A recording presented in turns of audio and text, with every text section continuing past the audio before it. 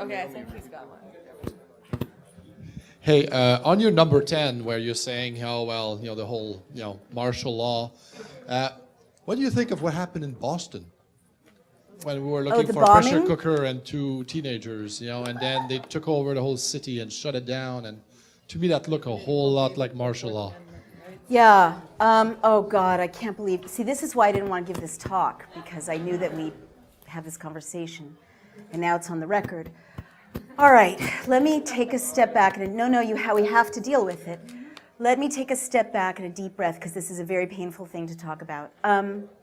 So all over the world, we know, it's well established, the State Department and intelligence agencies engage in theater, and it's what they do, it's spycraft, to create spectacles and events that people may not realize are spectacles and events, but that, well, like the overthrow of Mossadegh in the 50s in Iran.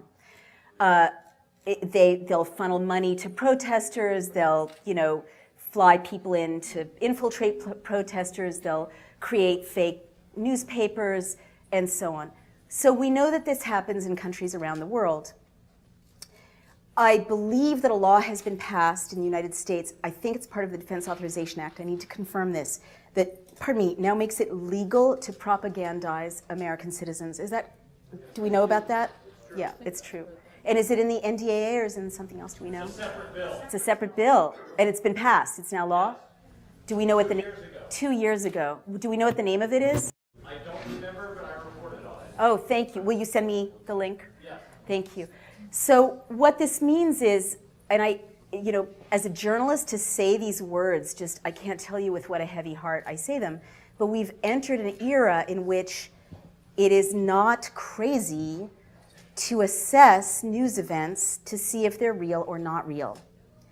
And in the United States as well as overseas. And in fact, it's kind of crazy not to.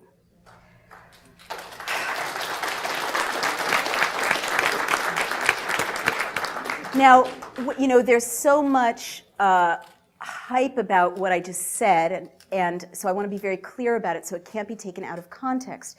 There's, pardon me, this kind of reflexive vilification of anyone speculating about that because they become a conspiracy theorist, right? Well, just bear with me. I've often thought about this because our intelligence agencies, I respect spies. I mean, who are doing, like before it got out of control, I believe we need intelligence. I believe we need intelligence agencies. I don't think there's anything dishonorable about being in the intelligence services if you obey the Constitution and the law.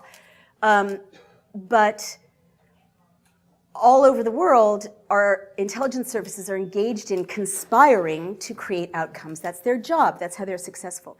So now that it's illegal to propagandize in the United States, it doesn't surprise me that there's more and more products coming up in popular culture, more and more events in the news stream that seem to be, to my eye, to be subsidized. Let me give you some examples of that. I'm not talking about Boston right now. I'll get to that. We also talked earlier about infiltrators, right? And how they provoke violence. This is well established. So if we know that infiltrators by the police, NYPD, they've been documented, or other police forces, dress up like people they're not and provoke violence, why is it unthinkable that there might be spectacles that might drive an outcome in the news stream? Let me give you a couple of quick examples. And all I'm saying is we, unfortunately, and I have to say this to my fellow journalists as well, we've entered a time in which we need to be very skeptical about the news stream and look at it critically and ask for more verification and more inquiry. And that's just being good reporters. And it makes it like this. There's spectacle fed into the news media in China. There's spectacle fed into, like Chile. How did Pinochet, engage in his coup? He created photographs of a cache of weapons that the terrorists had, hidden. Was it real? Was it not? Most historians think it wasn't. I mean, this is like not unusual, in the process of creating a closed society. So if laws have made it legal to assassinate American citizens and legal to propagandize them, why should it be crazy or weird to think that that might be for a reason, right? All right. I saw the movie Zero Dark 30, thank you very much. And I have worked on 2 presidential campaigns, so I recognize political talking points. And I wrote a piece saying, this reads like the Pentagon signed off on the script. Because there were like chunks of political talking points identifiable to anyone who's worked in Washington, right? And you don't come up with those if you're a writer writing a screenplay. And everyone was very upset. It was very controversial and scandalous. But in fact, belatedly, a news story came out saying that in fact the Pentagon had, I think, subsidized some of it, but had certainly consulted directly on the script. And I see more and more TV shows about the CIA and more TV shows about spies and gigantic blockbusters in which surveillance is normalized and gigantic blockbusters in which people are tortured to get them to talk in a way that might exonerate people who actually tortured people to get them to talk in Guantanamo. And there's all this money being pumped into these unaccountable, terrorism fighting things. And now there's no law preventing that money from going through front organizations right into popular culture. So that's of interest to me. And so another thing I want to say, and there's so many people waiting to ask a question, but I just need to say this, is I'm skeptical of certain news events that seem more theatrical than the norm, or I want to ask questions about them. Because I was in CNN once recently, and they were reporting a story about a water skier who had been decapitated on a lake between Mexico and the United States, and it had something to do with a terrorism threat. Right? And I was like, decapitated water skier. Sometimes you hear these things and it's like so novelistic. You're like, real life doesn't work that way. Like these are so novelistic. Someone's coming up with it to make it stick in the popular imagination. Or it just makes you think, well, I'd like to document that. I'm a reporter. What's the source?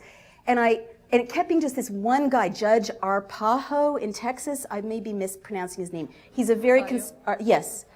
Yeah, he was the source, he was the source, he was the source. And I have this wonderful Facebook community all over the world. And I went on Facebook and I'm like, Mexican Facebook community, is there any reporting about a beheaded water skier in this lake, in this place in Mexico? And they're like, no, what are you talking about? There's nothing like that.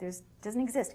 So I turned to the CNN producer and said, do you have a second source for this story? And it was all over the news, all over the news, all over the news. And they're like, and they checked and it's like, nope, just this guy, Judge, whatever. And I'm like, well, can you find a second source? And they were blushing and embarrassed, and they looked and they confessed that they didn't have a second source, which if you know what journalism is, you're supposed to confirm it with 2 sources.